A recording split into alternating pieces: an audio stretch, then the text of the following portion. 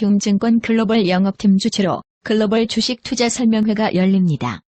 열린 사이버대학교 경영학과 이학영 교수와 이승원 교수가 어려운 글로벌 금융 환경에서 왜 지금이라도 해외 주식 투자에 나서야 하는지를 설명해 드릴 예정입니다.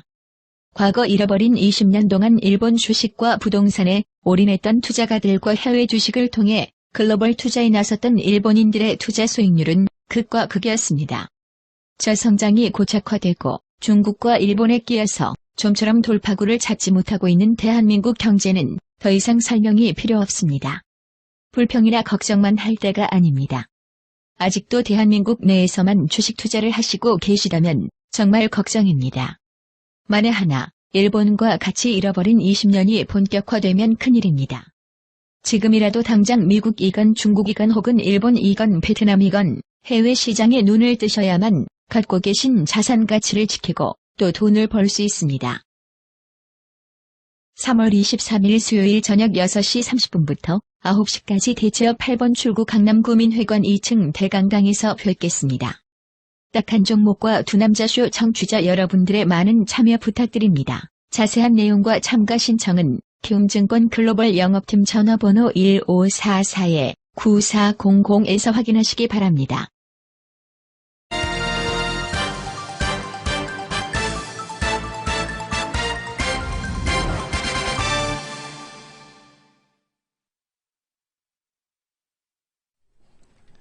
네, 안녕하십니까. 키움증권을 통해서 매일 오전 11시부터 90분간 시청자분들과 함께하고 있습니다. 마켓 레벨 1부 시작합니다. 이양입니다. 네, 안녕하십니까. 이승원입니다. 뭔가 머리? 네. 머리 좀 짧게 깎아. 깔끔하게? 예. 그 미용실 원장이 요즘에 태양의 후예를 보는지 자꾸 군인 머리를 깎아야 되는 것 같습니다. 네. 네. 어제 집에 늦게 들어갔음에도 불구하고, 와이프 말, 난 유시진을 영접하고 있기 때문에. 누구? 유시진님을 영접하고. 걔 이름이 유시진이야? 예, 거기 태양의 후예 드라마. 유시진? 유시진. 남자 주인공의 이름이 이제 유시진으로 나오거든요. 네. 유시진님을 영접하고 있기 때문에 남편이 들어오는지 안 들어오는지 신경 안 쓴다.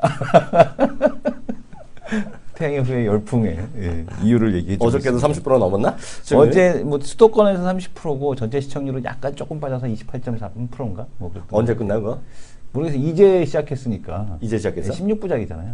그래? 아니 하지원 나오는 거 요번 주 한다 그러는데 아니야? 뭐 관심도 없습니다. 하지원이 나오는지 안 나오는지. 하지원이랑 이진욱인가 누구 나오는 게. 네, 하지원이 아니고. 아니야? 하지원 안 나와요, 거기는. 이진욱하고 다른 그 문채원인가가 나오더라고요. 예. 문채원? 예, 예. 문채원 나 별론데? 그러니까 하지원 나오는 게 아니고 이진욱하고 이제 문채원. 이진욱 심심하면 이진욱이잖아. 심심하잖아 그 친구도. 재밌죠. 아니요, 그 친구 되게 재밌던데 거기 나오는 거 보니까. 그 어디지? 그 삼시세끼에 나오는 거 보니까 엄청 재밌던데 이진욱. 내 친구가 그 페이스북에 그렇게 썼대. 네. 늑대 그 있잖아 태양의 후예. 네네. 송중인 그때 늑대 나왔을 때 가둬둬야 되는데 계속 풀어나갖고 지금 전화를 치고 있다고.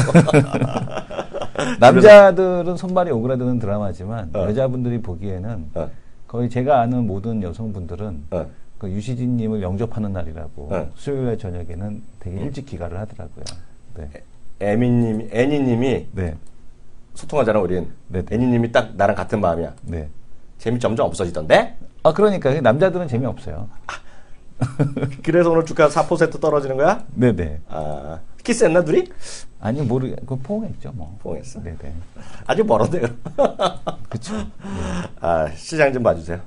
네, 시장 전반적으로 일단 FOMC가 아주 매파적이지 않을 거다라는 얘기. 그러니까 그 이유가 뭐냐면은 고용의 질이 그렇게 좋지 않다. 그러니까 고용자 수는 늘었지만 임금이 감소를 했고 고용에 대한 그 시간이 하락을 했기 때문에 이게 고용의 질적인 흐름이 좋지 않아서 아주 매파적이지 않은 중립적인 형태가 나오지 않겠느냐라고 했는데 시장의 전망치는 일단 금리 인상이 2번이다 올해. 네. 이런 이제 분석이 이어지면서 시장에서 이제 좋은 반응을 얻었습니다. 어제 유가가 5% 이상 급등을 했고요.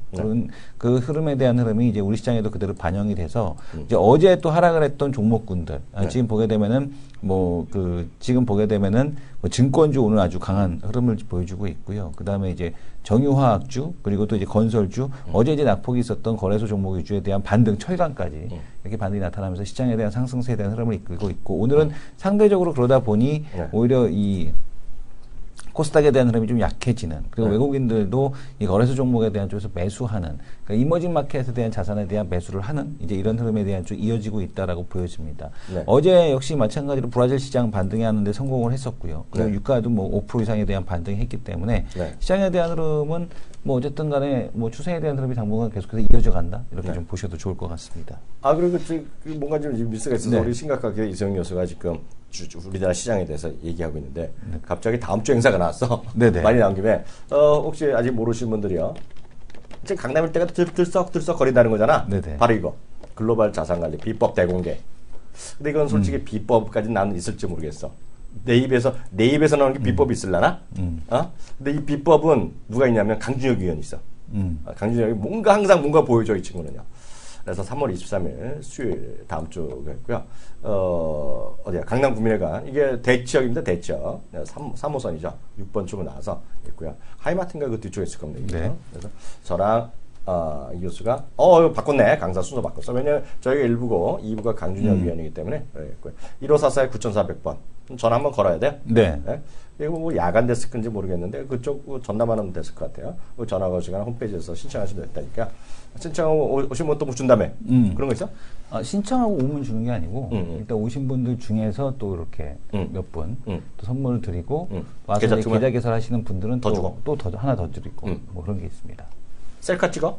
셀카요? 사진 찍어줘? 자기랑? 찍으시죠. 나? 네. 돈 주는 거 계약 안 했는데 사진 찍는 거 계약 안 했어 나. 그래서 저도 좀 망설였습니다. 알겠습니다. 그래서 그거 이거 다음 주 꼭 수요일 날 있으니까. 하여튼 저는 그래요. 이게 무슨 비법이란 그런 저는 그런 말은 좋아하지는 않는데 보다는 하여튼 제가 평소에 생각하던 거 또보다 진솔하게 진솔 토크는 제가 잘 할 수 있죠. 진솔 토크는요. 소통하는 거. 진짜 소통을 어떻게 하는지 제가 보여드리겠습니다. 진짜 토크 콘서트가 그렇게 진행할 생각 갖고 있고요. 어떤 분도 이런 말씀 주셨네요. 강남 구민만 참여 가능한가요? 저는 강남 구민이 아니라 전 가지도 못하겠네 그럼. 전 강남 구민이 아니라 전 송파 구민인데. 네. 그래서 진짜 시그널이 대박이고 시그널 얘기를 많이 하시네요. 네. 그리고 후회가 될 거라고 안 좋아하시는 분 많은 것 같습니다. 그건 그렇고요. 바로 이분 오셨으니까요. 이분과 함께하는 시간 갖고 나머지 얘기 또 하도록 하겠습니다. 다음 코너 들어갑니다.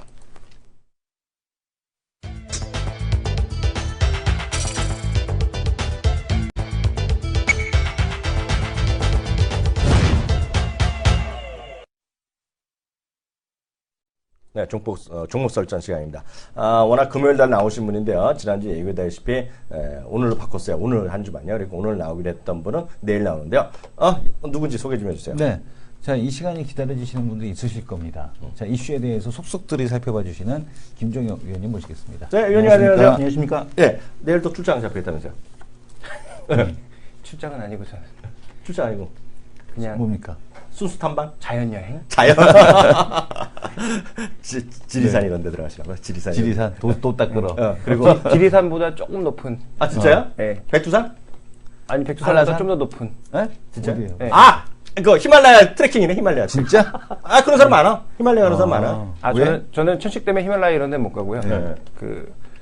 천식 있어요? 네. 에즈마가 네. 있어? 네. 그래서 그 일본하고 대만에 이제 알프스라고 불리는 데가 있잖아요. 근데 네. 일본 알프스는 한 2,000m 정도 되고 네. 후지산 말고 대만 일본 알프스라고 불리는 지역이 또 따로 있거든요. 네. 그 산간 지역이 2,000m 산이 이렇게 쭉 연결돼 있는 데고 제가 가는 이제 대만 알프스는 3,000m 산들이 이렇게 쭉 연결돼 있는 거거든요. 거기를 한 이제 15시간 트레킹을 도전해 보려고 대박. 하고 있습니다. 인증샷 찍어오라고 우리 피디님 얘기해. 네, 인증샷 없으면 이필 인정 님께서. 못 하겠습니다. 사진을 찍을 텐데 정말 차 타고 올라가서 사진만 찍고 내려와도 인증샷은 되는 거잖아요. 본인이 나와야지 본인. 본인이 나와야죠. 본인은 이렇게 돌려 찍으면 되죠. 네, 맞아. 그게 그 히말라야 트레킹 하는 사람 많아. 네, 네. 그러니까 히말라야 하는 사람 많은데요. 그건 그렇고요. 한 달 동안 지겹게 나던 하여튼 각국 네. 중앙은행 회의가 오늘 새벽에 일단락 됐는데요. 이벤트 마무리. 이제 뭘 봐야 되는지 그 얘기 같이 한번 정리 좀 하면서 한번 얘기해 보죠. 네, 아까 잠깐 뭐 이성원 교수께서 얘기하신 것 같은데 네. 뭐 봐야 되는 포인트는 한 가지라고 봐야 되겠죠. 결국은 달러가 네. 지금 시장에서 가부를 결정하는 가장 중요한 변수가 되고 있다라는 것입니다. 그래서 준비된 그림을 보시면 오늘 달러가 급락했거든요. 네. 매파 예상했으니까 어느 정도 최소한 반등 내지는 횡보하지 않을까 했는데 그 달러 이제 강세 쪽을 생각했던 사람들 입장에서 완전히 실망스러운, 그러니까 시장의 컨센서스를 완벽하게 맞춰준 그런 옐런의 발언이었죠. 물론 뒤에 한마디씩 계속 남기긴 했습니다만 그 얘기보단 중요했던 것은 점도표를 시장의 컨센서스를 맞춰줬다라는 것이고요. 그것과 함께 달러가 원빅 이상의 급락을 보였다라는 거죠. 네. 그러면서 움직였던 자산들을 살펴봐야 되는데요. 가장 먼저 우리가 주목해봐야 되는 것은 최근 국내 증시와 이머징 마켓과 가장 그림자처럼 가고 있는 게 바로 네. 원자재 환율이라는 네. 겁니다. 네. 호주 달러가 급등하면서 다시 고점 수준까지 단숨에 올라왔고요. 네. 그 다음에 이건 약간 이제 불안하긴 합니다만 어쨌든 최근 들어서 시스템 리스크로 가장 먼저 얘기되었던 것이 그 유럽의 은행권들이었는데 어제 이제 주가가 좀 내리긴 했습니다만 어쨌든 이런 유럽의 은행권들이 바닥치고 올라가고 있다라는 점도 추세를 깨지 않았기 때문에 이제 긍정적인 부분을 하나 봐야 될 것 같고요. 네. 그 다음에 또 하나 이제 살펴봐야 될 것은 이머징 마켓 펀드도 최근 뭐 박스의 고점까지 단숨에 치고 올라갔다라는 거죠. 그래서 네. 달러의 방향성과 지금 우리 시장과 맥락을 같이 하고 있는 그런 주요 자산들의 움직임이 네. 모두 반대 방향으로 흘러가고 있고 네. 또 실제로 원화가 강세를 보이는 구간에서 외국인 매수가 시장 내로 많이 유입되고 있기 때문에 네. 우리가 이제 지켜봐야 되는 것은 실제로 외부 변수 쪽에서는 가장 중요한 건 달러의 흐름이 아닌가. 그럼 달러의 흐름에 반대돼서 움직이고 있는 우리 시장과 같이 가고 있는 이 호주 달러와 같은 상품 통화들 그리고 EM과 같은 이머징 마켓 펀드들 이런 것들의 추이를 계속 눈여겨서 보실 필요가 있겠다. 그래서 이런 것들이 꺾이지 않는 한 최소한 우리 시장도 상단은 열려 있다. 그게 뭐 2000이 됐든 2050이 됐든 뭐 2010이 됐든 어쨌든 상단으로는 조금 열려 있다라고 봐야 될 것 같고요. 그런 관점에서 가장 먼저 챙겨봐야 될 체크 포인트는 아마 이런 부분이 아닐까라고 보고 있습니다. 그 다음에 이제 우리가 좀 이어서 봐야 될 것은 업종 선택이라고 보여지는데요. 그렇죠. 이제 결국 종목이죠. 업종이나. 네, 그렇습니다. 그래서 실제로 지금 실적 컨센서스가 올라가고 있거든요. 이게 또 애널리스트들이 설레발 치는 게 아닌지 좀 부담스럽긴 하지만 어쨌든 지금 거의 3개월 만인가요? 네네. 처음으로 이제 1분기, 2분기 업종 컨센서스가 올라가면서 업종별로 봤을 때는 조선, 디스플레이, 화학, 에너지, 미디어, 유틸리티 이런 쪽이 지금 좋아지고 있는 상황입니다. 그래서 실제로 업종별로 보면 이렇게 실적이 좋아지는 종목군들 중심으로 최근에 외국인 매수가 유입되고 있는 만큼 네네. 뭐 그런 측면의 이해가 필요하다라는 거죠. 그래서 우리 시장을 미리 보거나 아니면 동행지표로 봐야 될 것은 네. 호주 달러와 EM, 그러니까 이머징 마켓 펀드, MSCI 이머징 마켓 펀드의 추이를 보시고요. 네. 그 다음에 이제 종목 선택에 있어서는 아무래도 실적 구간이니까 실적이 좀 좋게 나올 그런 이제 시장 그 업종이 어디가 있느냐를 살펴보니까 에너지, 디스플레이, 조선 쪽인데 네. 조선은 제가 보기에 좀 탈락시켜야 될 것 같고요. 조선은 껄끄럽죠 지금. 네, 얘기하기. 아무래도 펀더멘탈 자체가 너무 약하니까 네. 지금 수주란 곳 최바닥에 이란에서 뭔가 수주 터지지 않을까 그거 하나만 가지고 우리가 믿기에는 너무 좀 살얼음 판을 걷고 있는 게 아닌가라는 생각이 들고 23조 우리만 주나? 그잖아요. 그렇죠. 예, 예. 아니 그리고 우리나라 대통령 아직 가지도 않았는데 다른 나라 대통령들이 이미 다 가서 뭐 실제로 만나고 오고 실제로 또 이란 대통령이 방문도 했고 네. 이런 국가들이 더 많다라고 보셔야 될 것 같고요. 그다음에 우리가 좀 무시하지 말아야 될 건 어쨌든 중국의 플랜트 능력도 최소한 우리나라 거의 밑수준까지 쫓아왔다라는 거죠. 네. 여기서 가격으로 밀어붙이면 또 어떻게 될지 모르니까 그런 부분들을 충분히 염두에 두시면서 좀 접근해 본다면 조선업종은 껄끄럽고요. 디스플레이 쪽은 일단 OLED가 가장 탑이라고 보고 있고 네. 뭐 LG 디스플레이를 축으로 하는 대형주들까지 회복될지는 조금 지켜볼 필요가 있겠고요. 화학에너지는 근데 주가에 너무 많이 선반영 되었으니까 네. 실제로 이 중에서 조정받았던 뭐 미디어 쪽의 CJENM이라든지 네. 아니면 뭐 음식료 쪽에서 일부 종목군들을 중심으로 실적 발표가 오히려 단기적으로는 그 날까지는 실적 발표 되고 나서는 또 달라지겠지만 실적 네. 발표가 되기 이전까지는 잘 버텨주는 모멘텀이 되지 않을까 이렇게 좀 판단하고 있기 때문에 네. 업종 선택들은 좀 이렇게 보시면 될 것 같습니다. 말이 나온 김에 이제 양해가 끝났죠 이제요. 중국이요. 그렇습니다. 네, 그래서 어저께인가 리커창이 네. 기자회견까지 하고 하는 걸 하는데 거기서 혹시 우리가 생각 못했던 것 좀 이슈거리 혹시 있었나요? 좀 못 챙겨봤네 그걸. 없습니다. 없어요. 거의 그냥 뭐 근데 리커창이 했던 얘기는 딱 한 가지였거든요. 네. 그러니까 중국 위기론을 얘기하는 사람들에게 들어라라고 하는 것처럼 우리는 두 마리 토끼 다 잡을 수 있다. 네. 구조개혁도 하면서 성장도 놓치지 않을 거다라는 얘기를 했고요. 그 안에서 이제 기존에 강조됐던 것들을 계속 뭐 강조하는 정도의 발언이었지 새롭게 나온 건 없습니다. 다만 우리가 주목해봐야 될 건 과연 그러면 우리가 봐야 될 섹터는 뭐냐라는 것인데요. 리커창의 자신감 있게 우리는 성장률 6.5%에서 7%의 그 밴드를 지킬 수 있다라고 한 건 제가 보기엔 인프라 투자와 관련돼서 양을 조절하면서 맞출 수 있다라고 보고 있는 거거든요. 그래서 준비된 그림을 보시면 이게 중국의 지금 고정자산 투자인데 여기서 지금 부동산을 늘리겠습니까? 아니면 제조업, 그러니까 공장을 늘려나가겠습니까? 이거 쉽지 않거든요. 횡보만 해도 다행이거든요. 근데 여기서 공격적으로 늘려나가면서 경기의 하강 속도를 줄여나갈 수 있는 게 바로 인프라 투자라는 거죠. 그렇죠. 1대1로라는 게 결국 교통을 뚫어서 그에 관련된 물류를 넓히고 또 물류를 넓히고 기반 시설을 넓히다 보면 자연스럽게 도시가 형성되고 그 도시 안에서 소비가 증가하고 이런 것들의 수요를 보는 것이잖아요. 그러니까 중국 상차라든지 네. 아니면 우리가 좀 알고 있는 뭐 3006이라고 하는 중국 인프라스트럭처 ETF라든지 네. 네. 그런 것들에 대한 투자는 여전히 유효하다라고 보는 거죠. 다만 시기로 봤을 때 언제 할 거냐. 2분기에 일단 시작은 하겠죠. 그런 의미에서 기대감이 나타날 수 있으니까 뭐 지금이라도 늦지 않았다라는 판단이고요. 또 하나 우리가 좀 살펴봐야 되는 것은 이번에 계속 강조된 게 환경, 네. 그 다음에 에너지, 미디어, 보험과 같은 내수 서비스 이런 것들이거든요. 그렇죠, 그렇죠. 이런 것들이 결국은 늘어날 수밖에 없다라는 것을 우리는 이미 다 알고 있습니다. 다 알고 있음에도 불구하고 뭐 중국 시장이 불안하고 중국 증시가 불안하니까 이런 것들에 손이 안 나가는 건데요. 저는 중국의 그 지수를 사는 것, 네. 혹은 중국 지수를 기반으로 하는 ELS를 사는 것보다는 오히려 핑합보험을 사는 게 더 낫다라고 판단하고 있고요. 장기적으로 네. 본다면. 네. 그리고 또 방금 말씀드렸던 뭐 미디어 관련주들이라든지 네. 중국 내에서 견고한 플랫폼을 만들어주고 있는 뭐 알리바바나 네. 아니면 뭐 그 위챗 같은 종목군들을 사는 게 상대적으로 낫지 않겠냐라고 보고 있습니다. 저도 그래요. 저는 중국이 여전히 된다 보고 있거든요. 근데 수급이 엉망이고, 수급이 엉망이고, 수급이라는 게 엉망일 수밖에 없죠. 그 기간이라는 비중이 한 1, 2%밖에 안 되는 게 태반이니까. 그래서 이제 변동성이 클 뿐인데, 만약 그렇다 그러면 그게 정말 계획같이 안 좋으면 아마존 이런 게 박살나야죠. 그잖아요. 그렇죠. 그리고 제가 이제 중국 선호주로 제일 좋아하는 예를 들어서 에듀 같은 거가 박살났어야죠. 전적으로 거의 대부분 수입을 그 중에서도 버는 건데, 근데 불행하게는 에듀는 어저께 사상 최고가를 쳤거든요. 그래서 중국의 경제, 모르겠어요. 중국 경제가 문제 있는 게 아니라 중국의 주식시장에 상하, 뭐, 후강통이 됐건 성강통이 됐건 상하가 간에 그 안에 수급이 문제라는 거죠. 수급과 펀더멘탈을 잘 구분하셔야겠다. 그 성강통 얘기도 나왔습니다. 올해 내에 꼭 하겠다라는 그런 그래요? 얘기가 나왔는데요. 어디 이름이라도 빌려서 사고 싶어.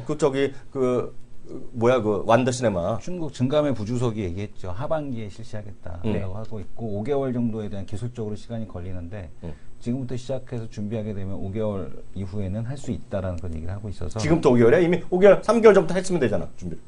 근데 이제 5개월 정도 걸린다라고 얘기하더라고요. 그래서 이제 하반기가 되면 언제든지 시작을 할 수 있다 이런 얘기를 하고 있어서 그러니까 아마 전인대에서 예.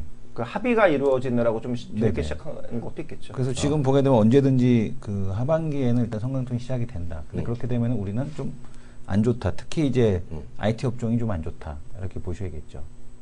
IT 업종은 솔직히 얘기하면, 네. 제가 뜬구름 잡는 얘기하면 있잖아요. 아까 갑자기 방송하면서 그 얘기 하려다가 그랬는데, 그 샤오미가요. 지금 핵심적인 거는 빼고 우리는 이제 총판 맺고 그러잖아요. 네. 이제 그 S 하는 업체까지 이제 들어온다는 거잖아요. 또 별도로 개발하고 여우민가 그런 거 하던 애들 있잖아요. 네. 컴퓨터 부품하고 이런 친구들 그런 이번에 들어오잖아요. 저는 예를 들어 샤오미 같은 거가 다음에 제가 샤오미 회장이면 그걸 만들 것 같아요. 뭐요? 밥솥. 밥솥 만들 수 있죠. 예. 밥솥 만드는 순간 그냥 쫙 가는 거 쫙. 그래 아무리 생각해도 밥은 있잖아요. 밥 우리나라도 처음 우리나라 법선 할 때 이제 어렸을 때 다 그 집 있는 집은 다 적었었어요. 조지루씨 썼는데요. 지나고 나서 우리나라 밥송이 나면서 우리나라 밥은 우리나라가 잘 만들어 그랬거든요. 많이 들으셨을 거예요, 광고. 김종현도 들었죠, 그런 얘기요. 네. 자기 들었죠? 들은 게 아니고 집에 조지루 씨가 있었고 쿠쿠가 새로 나왔을 때 쿠쿠로 했는데 진짜로 쿠쿠가 더 맛있었어요. 왜냐면 조지루 씨가 자기 있는 집이란 건 엄청 티나요. 아니 아니라 밥맛이 달라요. 자기도 은수저 줄까? 아니요. 네. 저는 흑수저. 그게 밥이 약간씩 달라서 그래요. 네. 쌀은 똑같죠. 우리나라랑 일본 쌀이 똑같은데 밥 먹는 게 점도나는 게 다른데요. 중국 쌀은 완전히 다르잖아요. 중국 쌀은 훅 불으면 날아가잖아요. 알랑미. 날아가죠. 그러니까 완전 베트남 쪽이랑 또 달라요. 완전 날아가거든요. 그 볶는 데 잘하는데 우리나라 쌀을 갖고는 질게 갖고 볶아지지 않으니까 우리나라에서 중국집, 우리식 중국집 볶음밥집이랑 중국 사람이 하는 화교의 볶음밥은 완전히 다르잖아요. 그렇죠. 예. 네, 그잖아요. 그래서 걔네가 예를 들어 샤오미나 이런 데서 만들어서 우리 중국밥은 중고로 해 맛있어요. 그러면 있죠. 쿠쿠전 난 쿠쿠 이거 뭐야 이거. 근데 전 그런 생각까지 들어요. 네. 그래서 이게 IT란 거는 저는 상당히 저는 머리 아플 것 같아요. 뭐 한다는 게 아니라 그럴 수도 있다. 네. 그렇다는 얘기죠. 네. 다음 얘기 한번 해보자. 네. 오늘 또 외신에서 화제가 된 게 VR입니다. 아, VR. 예, 지겹지만 네. 그래도 이제 새로운 업체들이 게임 업체가 열리는 그 네. 전시회에서 네. 새로운 기기들 내놓으면서 네. 뭔가 막 자신들이 잘났다라고 부각시키고 있거든요. 네. 네. 근데 오늘 그 소니 제품을 보니까 네. 굉장히 예쁘게 생겼다라는 생각이 들었습니다. 소니요? 소니. 네. 준비된 그림을 보시면 소니의 제품인데요. 음. 이거 엑스박스 없으면 안 되거든요. 네. 그러니까 엑스박스가 예를 들어서 올해 엑스박스 4가 한 5천만 대 정도 팔릴 거라고 하는데 네. 그 중에서 한 10분의 1만 사도 500만 대 팔리는 거니까 일단은 뭐 첫 시작치고는 나쁘지 않다라고 했고 가격이 이제 가장 매력적이죠. 네. 399달러에서 오, 399? 네. 네. 그 오큘러스 리프트가 지금 599달러, 그렇죠. 그다음에 네. HTC 바이브는 미쳐가지고 799달러거든요. 네, 네, 네. 100만 원이란 얘기인데 네. 거기다 이제 문제는 오큘러스하고 바이브 같은 경우에는 100만 원 이상의 게이밍 노트북이 있어야 제대로 들어가죠. 네.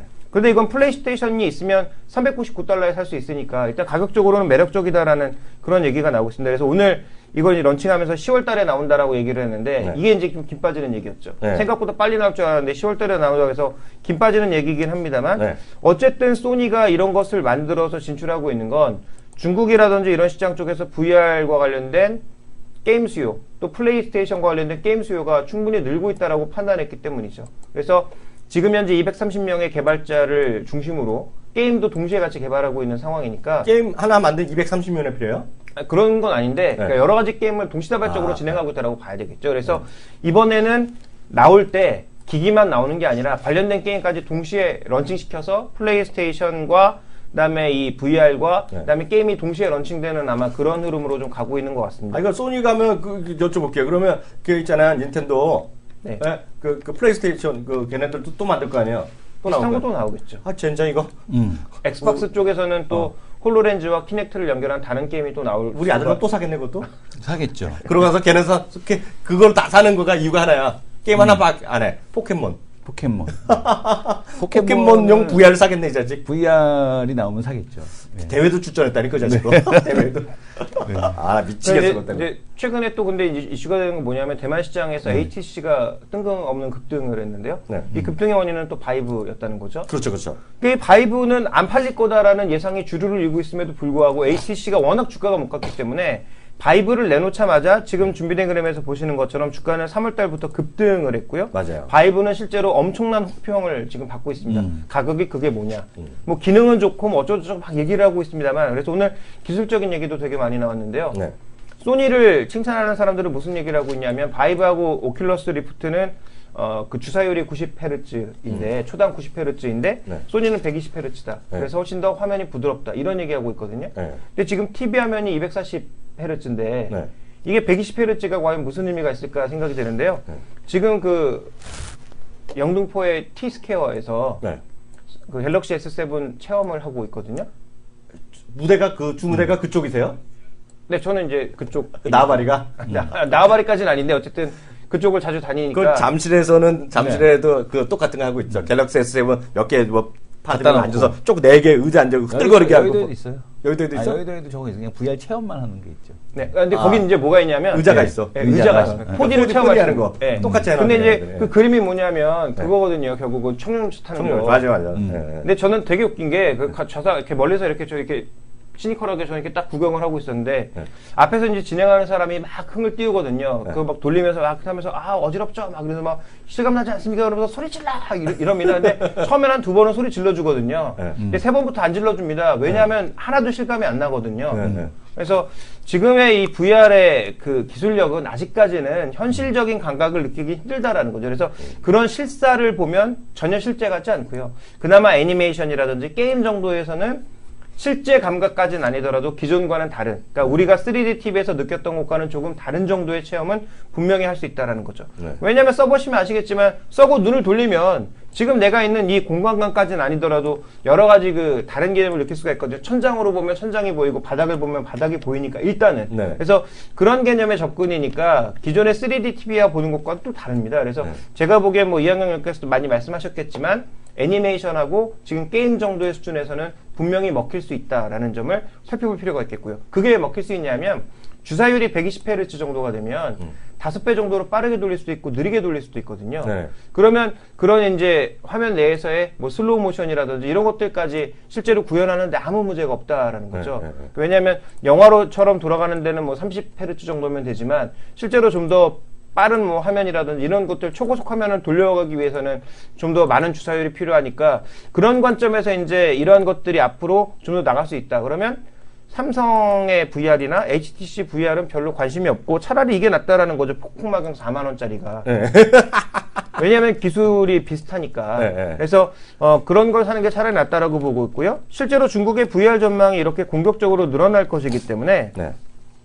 최근에 이제 관련된 종목군들, 중국 내에서 관련되어 있는 종목군들의 흐름을 봤더니 뭐 마경을 만드는 폭풍과기는 별 움직임이 없고요. 네. 또 연찬전자나 그 연창전자 같은 부품을 공급하는 업체도 별로 이제 움직임이 없는데 화책 미디어라든지 순방과기처럼 유통을 하려고 하는 회사나 네. 아니면 컨텐츠를 제공하는 회사들에 최근에 관심 많이 가고 있다라는 것을 네. 우리가 주목해 볼 필요가 있습니다. 그래서 우리 입장에서도 이 VR 쪽에 있어서는 관련된 하드웨어를 만드는 쪽보다는 관련된 컨텐츠를 누가 잘 생산하느냐가 핵심이라고 보고 있고요. 국내 증시에서는 최근에 가장 각광받았던 것이 조이맥스였습니다. 네. 그 다음에 이제 우리가 생각해 볼 수 있는 건 나머지 대형사들도 이제 그와 관련된 컨텐츠 쪽으로 진출할 것이라는 거죠. 그러면 앞으로 이제 게임사들은 이런 VR 컨텐츠를 누가 얼마나 현실감 있게 잘 만들고 네. 그 연결시키느냐. 그래서 예를 들어서 리니지 같은 걸 이런 VR 게임으로 가져올 수 있다면, 네. 그 정말로 그 게임에 몰입하신 분들은 사시는 분들이 더 많지 않을까? 뭐 이런 생각도 해볼 수 있을 것 기동인 같습니다. 전문가 사겠네. VR은 저는 이제 모션 쓰기 있어서 못 사요. 네. 왜냐하면 멀미를 하거든요. 네. 그리고 이제 얼굴을 그게 돌렸는데 나이가 들수록 더 멀미 난다. 그게 아니라 또 이제 얼굴을 돌리면 이게 화면이 네. 같이 따라오거나, 그러니까 우리가 얼굴을 돌리면 네. 이게 고정되어 있는 상태에서 이게 돌아가잖아요. 이게 화면이 나오는데 이게 따라오는 속도가 늦어갖고 이 멀미가 더 심해진다고 그러더라고요. 그래서 이게 그런 쪽으로는 아직까지는 적합하지 않다. 그래서 기술 개발이, 그러니까 그 탐방을 갔을 때, 그 업계 탐방을 갔을 때 하시는 얘기가 아직까지도 기술이 더 나와야 되고 표준이 없고 국내도 마찬가지고 국외도 마찬가지고 모두 다 똑같은 출발 선상에서 출발을 하는 거기 때문에 국내에 있는 VR 전문가라고 하는 사람이나 저하고 별로 다를 바가 없습니다. 이런 얘기를 하시더라고요. 그리고 지금 앉아 설명을 듣고 계시는 분도 지금 몇 분 공부하시면 좀만 공부하시면 VR 전문가라고 활동하실 수 있습니다라고 얘기할 정도로 아주 다 초보적이라는 얘기예요. 그래서 지금 그 게임이 나오려면 그쪽에서도 회사에서 투자를 했는데 2년 동안 일단은 돈 꼬라박고 2018년도에 가서 이제 첫 작품을 내놓고 그때부터 회수를 시작하겠다라는 그런 전략을 가지고 있는 거죠. 뻔한 거지 뭐 언젠가 해갖고 대박 나오는 게 뭐 게임이 나오고 영화 뭐 나올 거 아닙니까? 네네, 그렇죠. 예? 그러면 이게 얼마 터졌다 우리나 또 막 미친 듯이 몰려갈 거잖아. 네. 그럼 또 나라에서 또 이러겠지. 높은 분들 나와갖고 장관 나와갖고 VR에 집중 투자 300억 쏘겠습니다. 박수 치고. 집중 투자해서 300억. 300억.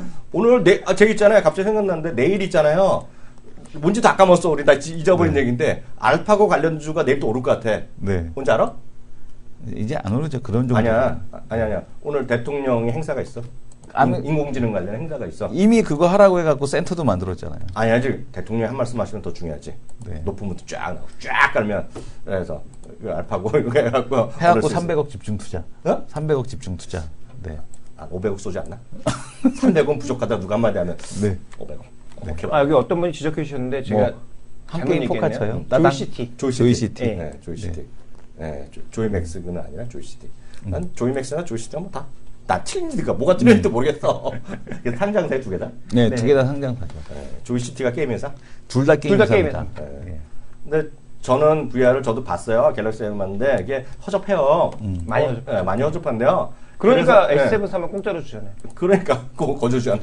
허접해이기 때문에 지금 핵심은 그 정도가 아니라 그 정도는 아니고요. 지금 가장 있는 거는 쉽게 얘기해서 그 제가 얘기했잖아요. 구글이나 유튜브 들어갔고요. VR 데이팅 게임 그리고 약간 좀 야한 얘기 쓰면 쫙 나오는 거 그게 답이에요 지금. 그게 최고로 모두에 관심 있어요. 그래갖고 사회 문제가 연애도 안 하고 데이트도 안 한다는 거 이제요. 그 안에서 데이트를 하겠다는 맞는 그게 지금 사회 이슈가 될 정도예요.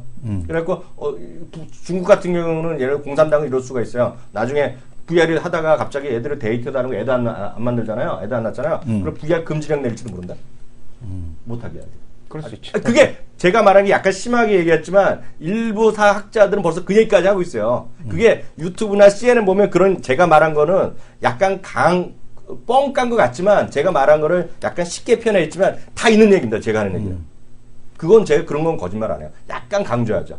근데 그런 얘기까지 있어요. 제가 강조할 거짓말은 금지령 이런 건 제가 맞는 말인데 사회적 현상은 데이트를 안 하는 거고 남자 여자가 외부에 나서 데이트 안 하는 거가 더 심해질 수 있다는 우려감은 분명히 있어요. 그런 거는 여러분들 CNN이나 유튜브나 구글 조금만 해보면 쫙 나옵니다. 네. 그래서 오늘 여기까지 하겠고요. 또 자연여행 잘 다녀오시고 인증샷 갖고 오시기 바랍니다. 수고하셨습니다. 예, 수고하셨습니다.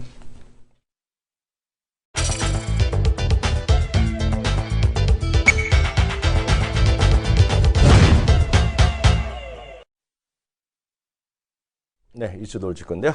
어떤 얘기부터 해볼까요? 지금 보게 되면 삼성전자 얘기를 좀 잠깐 한번 해볼까? 어디요? 삼성전자. 네. 그 삼성 지금 처음 보는 곳인데 삼성전자가 소프트웨어 개발에 대한 쪽을 포기하기로 했다라는 이제 그런 충격적인 그런 기사가 있어서 피치원이라는 곳인데요. 나도 봤어. 네, 삼성전자 구글 초강경 압박에 백기투항 모든 소프트웨어 개발을 포기하기로 했다. 2014년 1월 삼성전자 스마트폰 파트너십을 끝낼 수도 있었다. 그러니까 삼성전자가 이제 구글하고 이제 아예 그때 삼성전자가 저거 개발하고 있었잖아요. 신비. 네. 그 신비 아닌가? 개발하고 있었는데 초강경 압박에 백기투항했다. 타이젠? 그러니까 타이젠.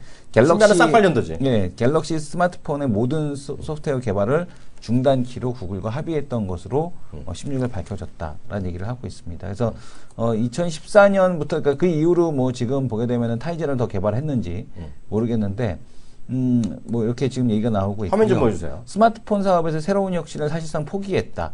그러니까 외형적인 것 외에는 지금 삼성전자에서 하드웨어적인 것 말고는 사실상 어떤 것도 새로운 게 나올 거 없다라는 그런 얘기를 하고 있고요. 그리고 이제 무려 2시간 가까이 삼성전자의 항의성 의견이 쏟아지면서 파트너십을 중단할 수도 있다는 초강경 발언을 했었다. 2014년 CES에서 이런 얘기를 했다라고 합니다. 그래서 구글은 삼성전자가 유일한 안드로이드 진영의 최고 파트너라고 생각을 했는데 삼성전자는 구글을 그렇게 생각하지 않는다라고 이렇게 얘기를 하고 있고요. 그래서 이제 그런 이슈에 대한 쪽이 있었고 그 강편치의 논란 신종균이 충격의 삼성 스마트폰 소프트웨어 개발을 올스톱 시켰었다. 이런 얘기에 대한 쪽을 하고 있고 삼성전자가 진행해온 소프트웨어 개발 프로젝트를 대부분을 정리한 것으로 확인하고 있다라는 얘기를 하고 있습니다. 과연 이제 이것이 제대로 된 거냐 이런 얘기를 하고 있고 지금은 어쨌든 간에 플랫폼 시대거든요. 그러니까 플랫폼 시대에서 하드웨어 플랫폼으로는 절대 성공을 거둘 수가 없죠. 왜냐하면 중국이라는 나라가 있기 때문에 중국에서 그 물량 공세를 이길 수가 없는데 과연 이렇게 되게 되면 삼성전자에 대한 미래는 어디로 가야 되는가 이런 부분에 대해서 상당히 좀 의구심을 던지지 않을 수가 없을 것 같습니다. 삼성전자라고 얘기했는데요. 네. 새로운 뉴미디어 회사 중에 하나에서 한 건데 단독 보도 나갔는데 사실관계 우리가 알 수 없으니 소개만 해드린 거고요. 많이 나온 김에 우리 또 존경하는 조중동의 주간 동화 기사 한번 보여드릴까요? 주간 동화. 이런 거는, 이게 주가는 요새 올라요. 카카오에 대해서는 기사가 났는데요. 이거는 뭐 자기의 분석 기사니까, 이건 뭐 막 틀 리가 없는 거죠. 막 틀 리가 없는 건데, 제목 자체가 집중 추적. 어떤 주간 동화의 개공 기자님이 쓰셨어요. 김수빈 개공 기자가. 누구지 다 몰라요. 집중 추적, 양날개 잃고 추락하는 카카오라고 썼어요. 광고, 게임, 실적 급락하고 있고요. 급락하고 있고. 저는 여기에 대해서 의견이 없다는 거 미리 말씀드립니다. 광고, 게임, 실적 급락, 글로벌 IB는 신성장 동력 없으면 주가 6만원까지 떨어질 것 하는 기사예요. 그래서 오늘 이제 더 얘기하기 전에 이거는 깔끔하게 링크를 적어드립니다. 링크. 판단은 각자. 전 판단이 없습니다. 카카오에 대해서 이걸 쭉 쓰셨어요. 매출도 줄고 영업도 줄고 있고 게임 업계 안티 카카오 움직임이 있다. 그리고 있고요. 로엔인스 시너지 효과는 글쎄요. 뭐 얘기했고요. 상대적으로 카카오 스토리나 페이스북, 인스타그램 밴드의 주가가 어떻게 사용자나 주가는 어떻게 되고 있다. 뭐 이런 얘기가 좀 나오는 거죠. 사용자가 어떻게 나오는 얘기 나오고 있고요. 그래서 택시 이어 대리운전과 미용실까지 얘기 나오고 있고요. 그래서 쭉 나와 있기 때문에 이걸 한번 보시기 바랍니다. 예, 동아닷컴 여기 들어가면 볼 수 있고요. 저는 링크 들어간 거 확인하시기 바랍니다. 예, 주가는 요새 상대적으로 괜찮았죠? 괜찮게 살고 있는데요. 예, 근데 이제 그게 뭐냐면은 카카오가 약간 이제 또 타격을 받을 수 있는 게 뭐냐면 뭐야? 못 들었어. 테러 방지법 통과하고 함께 더불어서 텔레그램으로 또 이렇게 넘어오는 텔레그램보다 더 좋은 게 있다면 뭐가? 킥이라고 메신저가 있긴 있는데 PC 버전이 없어서 좀 불편해요. 아, 그래요? 예. 그래서 이제 PC 버전까지 이제 되는 게 텔레그램이거든요. 그런데 킥 같은 건 아예 안 남고 텔레는 이제 그거를 갖다 관리를 잘 못하는 사람이 사용하게 되면 내 정보가 상대편한테도 남는 거거든요. 텔레? 근데 텔레는. 네. 근데 이제 이 킥은 아예 그게 캐나다 메신저예요. 근데 이제 이거는 아예 인증 자체를 안 해버려요. 사람인지 누군지도 인증을 안 해요. 인증 안 하고 그냥 받기 때문에 내가 뭐 다른 사람 이름을 쓰면 이 사람이 도대체 누군지를 알 수가 없는 거죠. 그래서 이제 텔레보다는 킥이 더, 그 가치가 이제 더 뛰어나다 뭐 이런 얘기를 하고 있는 건데, 근데 어쨌든 간에 그런 메신저로 조금 이제 넘어간다라는 거, 이거는 카카오에게는 좀 부담스러운 그런 상황인 거는 같습니다. 다만 이제 여전히 그래도 플랫폼으로서의 가치는 뭐 카카오톡을 국내에서는 따라올 수가 없는 거죠. 그렇죠. 세계머니 장악하고 있는 거고, 아직까지 모니타이징이 오랜 시간이 됐음에도 불구하고 보여주지 못하고 있다 보니까 이제 그런 의구심이 드는 건데, 뭐 한 번 돈 벌기 시작하게 되면 뭐 본물 터지듯이 이렇게 또 모니타이징이 가능하지 않겠느냐 이렇게 좀 보여집니다. 특히 저는 이 기사를 난 보긴 봤는데 그게 동의하냐 안 하냐에 대해서는 좀 중립적이에요. 동의하는 것도 있고 약간 심하다는 것도 있어요. 근데 그건 이제 사용자 입장과 주주의 입장과 이런 기자의 입장에 서로 상반되잖아요. 이걸 다 각자의 시각이니까요. 이 양반이 이거 쓰신 분이 애널리스트 아니니까 일단 그렇게 저희는 있는 그런 사실이 있다는 것만 소개해드렸을 뿐이니까 그렇게 아시면 될 것 같고요. 이번에 중요한 건 이제 카카오 대리잖아요. 카카오 대리하면서 흥미로운 거가 몇 개가 있잖아요. 흥미했는데 거기에 걔네도 돈을 받는 거고요.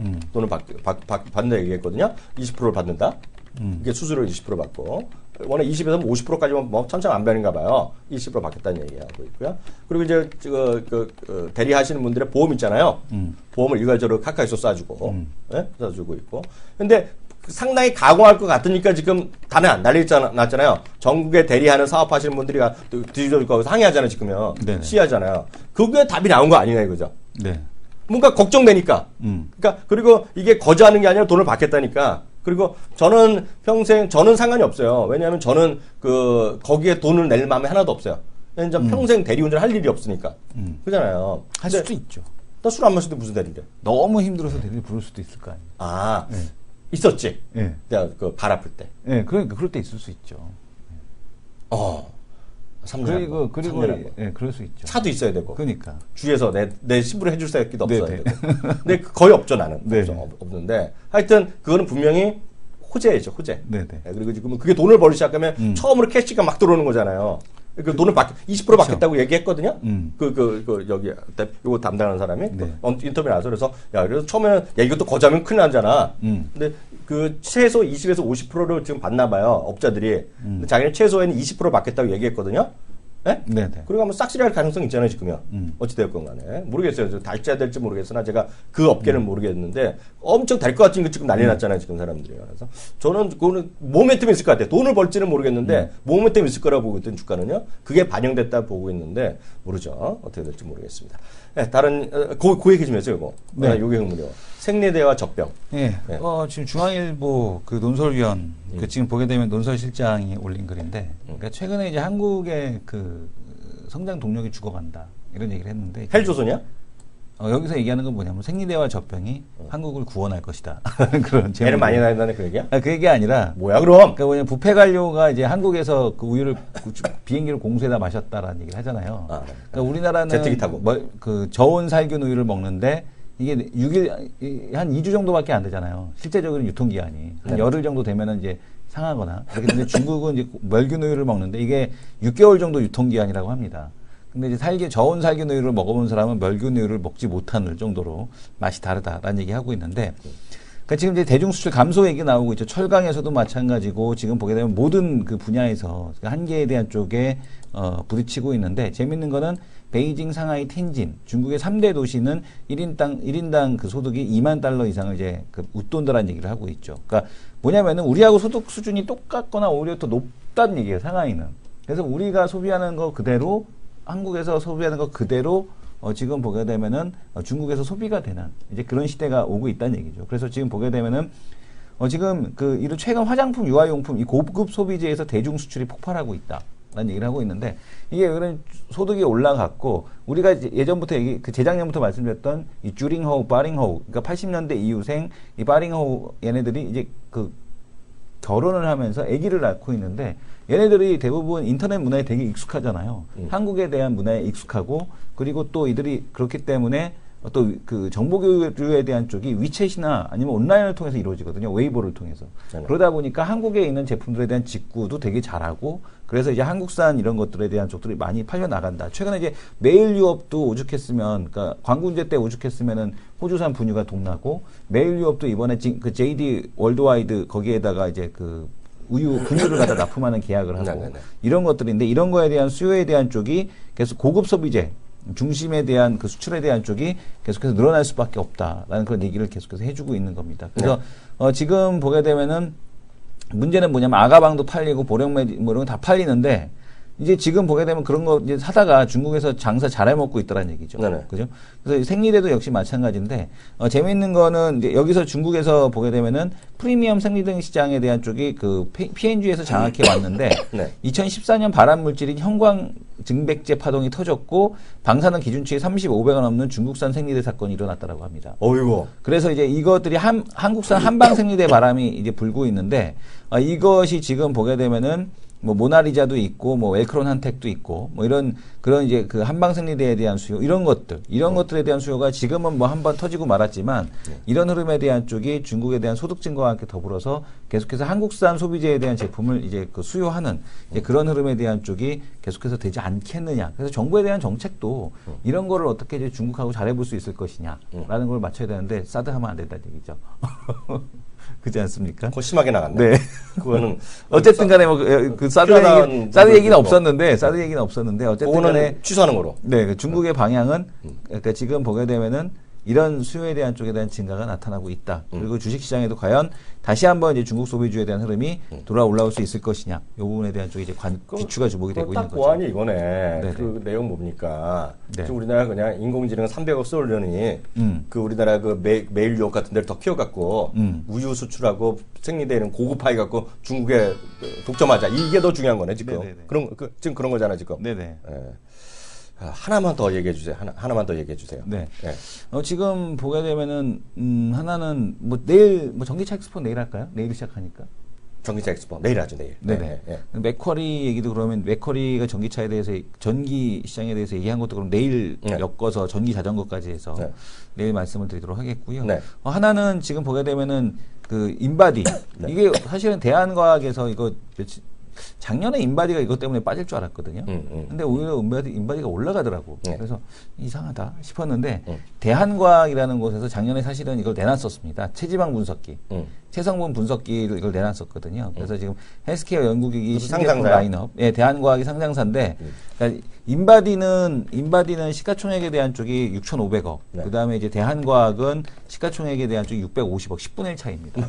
10분의 1 차이인데 문제는 뭐냐면 체성분 분석기 만드는 게 어렵지 않다는 얘기죠. 그죠? 그러니까 지금 보게 되면 한번 쭉 볼 텐데. 아니, 쉬운 건 아니라던데. 그러니까 지금 보게 되면은 자기는 만들 수 있겠지. 14일 대한과학은 오는 17일부터 20일까지 코엑스에서 열리는 32회 국제의료기기 병원 설비 전시회에서 인밸런스 300 이걸 이제 출시를 했다. 제품 모델이고요. 이게 지금 보게 되면 물론 이제 인바디 거하고 뭐 차이가 있으니까 인바디가 더 좋다라고 표현이 되겠죠. 그래서 헬스케어 플랫폼과 호환성이 뛰어나 활용도가 크게 높아졌다. 정식 출시 전임에도 불구하고 제품에 대한 구매 문의가 이어지고 있고 중국 동남아 유력 지역의 유력 병원의 유통 계약을 위한 제품 테스트를 진행하고 있다. 그래서 인바디 만약에 이제 이 대한과학이라는 곳에서 만든 이 체성분 분석기에 대한 쪽과 인바디에 대한 쪽에 대한 제품에 대한 쪽을 분석을 해봐야 되겠지만 이 분석에 대한 흐름에서 지금 보게 되면은 만약에 이제 이 대한과학계 나름대로 나쁘지 않다라는 판단이 들면 뭐 인바디가 줄어드는 만큼 시가총액이 대한과학이 올라가야 되지 않을까 그런 생각을 해봅니다. 그럴 수도 있죠. 네, 그럴 수도 있고. 근데 저는 하여튼 체성분 분석기 그 시장이나 그런 것이 우리나라만 봐서는 답이 안 나오고요. 중국이나 이런데 병원도 들어가고 그런 거라서 앞으로 수요가 많이 나올 거라고 보고 있어요. 특히 이제 한번 얘기 안 했나요? 인바디는 또 이렇게 쭉 검색을 해보시면요. 제가 인바디를 좀 좋게 보는 거는 하나가 인바디 그 있잖아요. M 있잖아요. M. 네네. 손목에 차는 거요. 네. 그거가 그 암에 있잖아요, 암에. 네네. 암에 좀 들어가요, 그 증거예요. 그래서 좀 그런 걸 좀 좋게 보자. 네. 그래서 그렇게 했다라고 보셔야 될 것 같고요. 다음 코너 들어가도록 하겠습니다.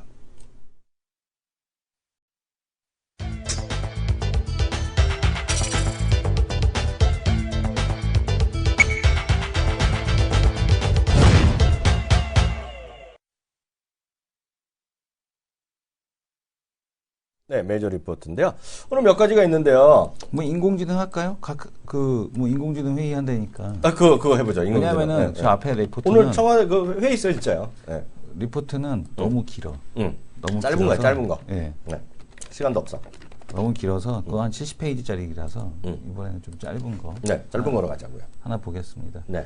인간과 인공지능 뭐 1대1은 2 플러스 알파가 될 거냐. 어쨌든 간에 이세돌의 대국을 놓고 이제 상당히 이슈가 됐었죠. 그래서 지금 보게 되면은 자동차, 의료, 교육, 유통 다양한 산업에 파급력을 미칠 것으로 보여진다. 그래서 구글이 지금 알파고로 하려는 것이 무엇이냐라는 그런 내용이 나오고 있는데 이 의료 쪽에 대한 서비스를 하려고 한다라는 그런 얘기. 맞아요. 그런 얘기들이 계속해서 나오고 있습니다. 그래서 딥러닝, 머신러닝 등에 대한 쪽이 부상하고 있는 가운데 네. 전혀 전혀 이제 좀 그 황당한 수를 던졌을 때 알파고가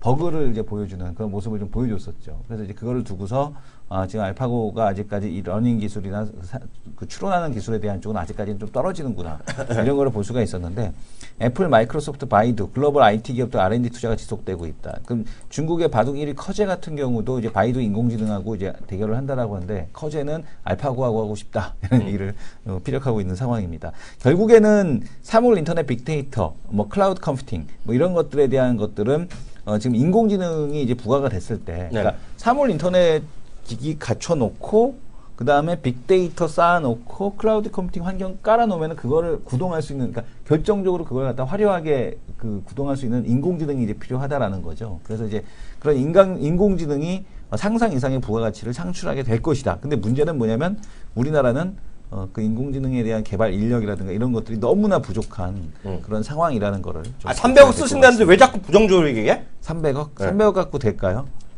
오늘 대통령이 참석하는 행사가 있어요. 네네. 자꾸 부정적으로 생각하지 마. 네. 한번 얘기해 주시죠. 그거 지금.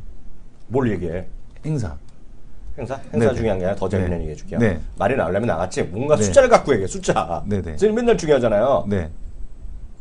오늘 매일경제가 네. 맘먹고 또 쐈어요. 매일경제가 3면인가 나왔는데요. 매일경제 1면에 나오는 게 이겁니다. 지금.